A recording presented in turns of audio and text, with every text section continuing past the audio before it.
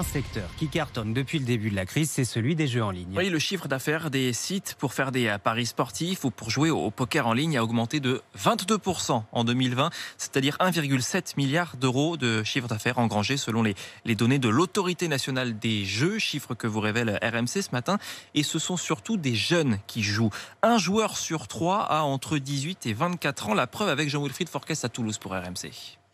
Plusieurs mois désormais que Nicolas, 18 ans, étudiant en histoire, fréquente régulièrement les sites de paris en ligne. Je les ai connus notamment via les réseaux sociaux et via mes amis à moi qui jouaient déjà avant que j'y joue. Donc forcément, les deux cumulés, ça a attiré ma curiosité. Donc forcément, au fur et à mesure, je m'y suis inscrit. Grand amateur de foot, Nicolas parie notamment lorsqu'il y a des matchs de la Ligue des Champions. Je dépasse pas 5 ou 10 euros de mise, donc je sais que c'est plus pour le fun, contrairement à des amis à moi qui le voient comme un investissement, on va dire, et qui parient des centaines d'euros. Donc je suis pas encore dans ce côté-là. Les parieurs sont des hommes plutôt jeunes et la dictologue Samy Sergent explique qu'ils jouent pour deux types de raisons, avec un risque d'engrenage. Ça peut être des jeunes qui ont des fortes émotions et qui veulent les décharger brutalement. Donc le jeu, ça permet de défouler ces émotions.